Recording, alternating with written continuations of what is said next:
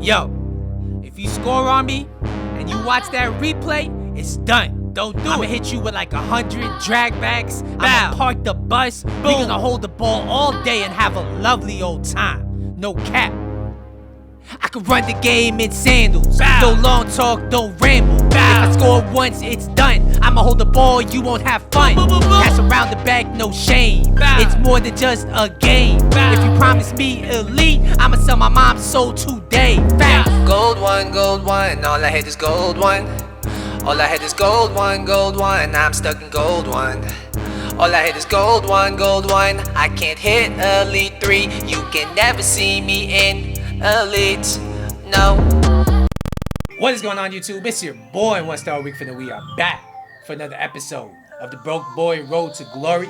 Thank you very much for tuning in, guys. Good to see you guys back on the channel. So, as you guys know, it is Summer Heat Weekend League Part 2, aka Summer Heat Week Part 2. I mean, EA has dropped some cool objective cards, so big ups to EA on that. They're keeping it somewhat interesting in this dying FIFA season. So they dropped the Ibrahimovic card, Summer Heat, and the objectives look pretty straightforward. And I mean, if you've played FIFA in any year, you already know that Ibrahimovic is a card that always is insane in the game. They also got Summer Heat Kubo, and both of these cards are cards that I'm definitely going to be reviewing very soon. So keep your eyes out for that. Next thing I gotta ask is, EA, what have you done with my pack weight? I mean, I've enjoyed some decent luck with my packs all year on the RTG until now, until the end of FIFA. It has all come to an end. I mean, we did Party Bag SBC Part 2, right? And we submitted the Atal from last Party Bag SBC because we already have Red Atal. We submit this Atal into the next Party Bag SBC. I see the winter refresh colors and I already know it's over. But it gets worse. I see the Brazilian flag. And yes, we packed Matheus Cunha. An absolutely useless card. 87 rated. Out of the Party Bag SBC. So, yeah, it is what it is. We move. And the next thing I'm going to show you now is the transfer list. As you guys know, we packed 2 Valencias recently, so we sold both of them for 48k. We sold this card 1.3 thousand coins, and the rest of this is just random stuff I have packed recently. Nothing really to see here. You might be wondering what squad I'm rocking for the Weekend League, and here we are. We are here with a new Weekend League side, and we have a new signing, or actually 2 new signings. We got 94 rated Kessie. He was very easy to get, and it's actually insane when you look at his card stats. He looks like Hullet. Not just regular Hullet, not medium Hullet, not prime Hullet. He looks like prime icon moments Hullet, and I'm having a great time with this card. He looks absolutely insane, and in game he's played amazing. But today, the main star of the show is going to be the card EA dropped today in SBC fashion. 94 rated Christian Eriksen.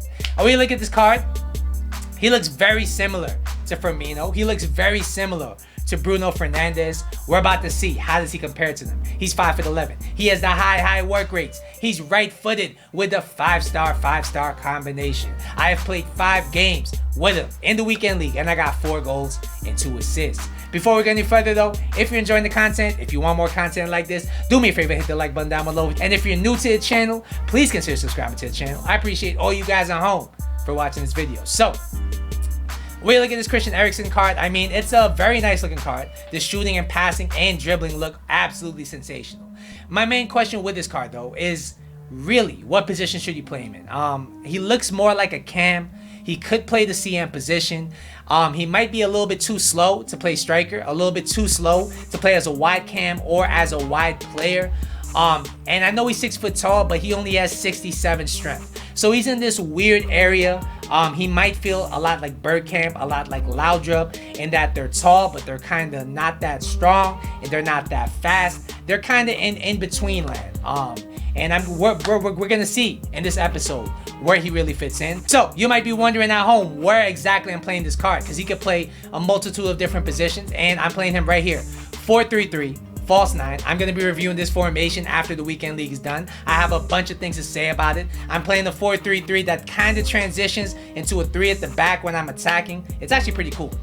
But yeah, what he's playing as is a left CM, and his instructions are get forward, get into the box for a cross, cover center. I really want to make use of his high work rates as well as his offensive ability pushing forward. So he's going to be a bit of a cam, but a bit of a CM. He's going to play a lot of different roles in this formation. So yeah, we're going to jump into the gameplay. I'm going to let you guys know how my weekend league is going, and I'm going to let you guys know, is Eriksen worth it? Let's go. All right, so according to Footbin, this card's going to be costing you 250,000 coins to complete the SBC.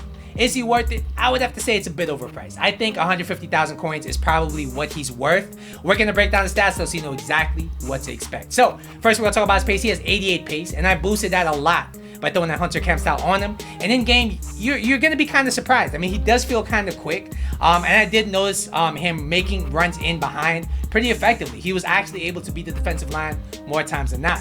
That being said, his sprint speed at 85 is still an issue, all right? So when you're in behind, I wouldn't really push it too far. You will get caught up. His acceleration and coming off skill moves was actually surprisingly good, though. Overall, I gotta give this guy's pace an 8.5 out of 10. He's decent. He's quicker than any Eriksen card I've ever felt, but he's not really rapid.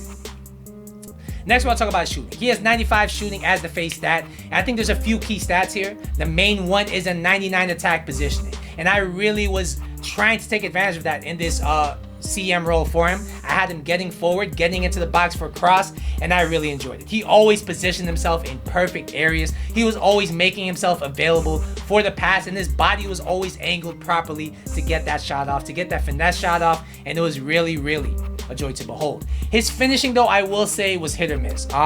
In the delayed gameplay, I'm not sure exactly what it was, but his finishing was not as good as advertised. But when the gameplay was smooth, this guy's shot was amazing.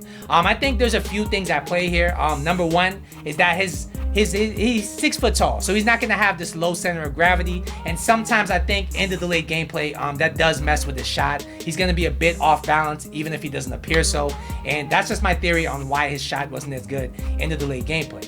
When the gameplay was smooth, though, his shot was amazing. His finesse shot is very nice outside the box, and his shot power is very evident. He has 98 shot power. That is absolutely insane.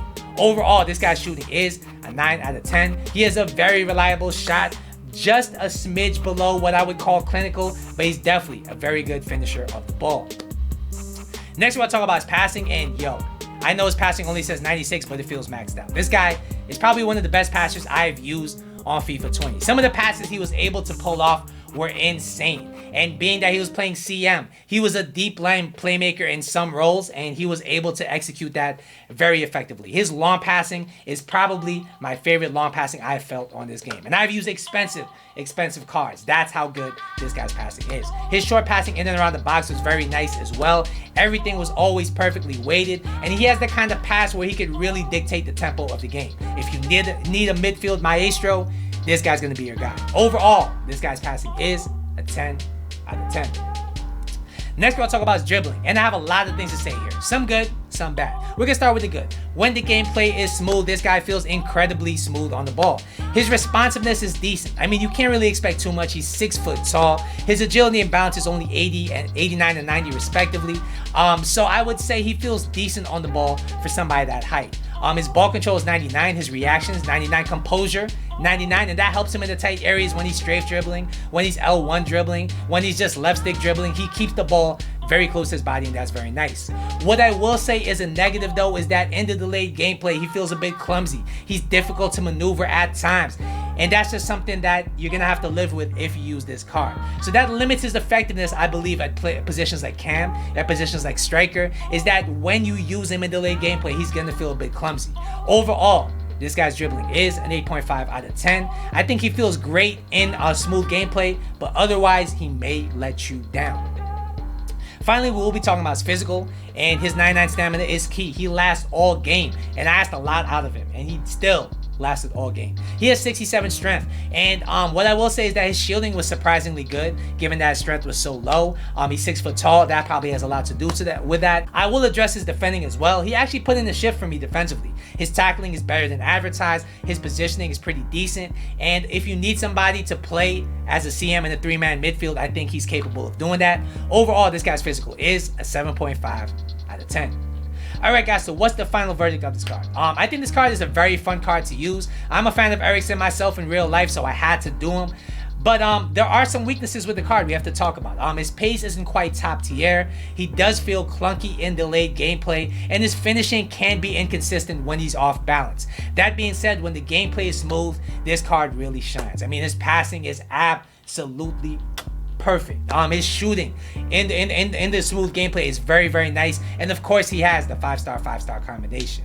Overall, I gotta give him an 8.5 out of 10. He's a very solid card. I think if he was 150,000 coins, I would recommend him wholeheartedly. But if you're running a Serie A team, I think he's not a bad value either.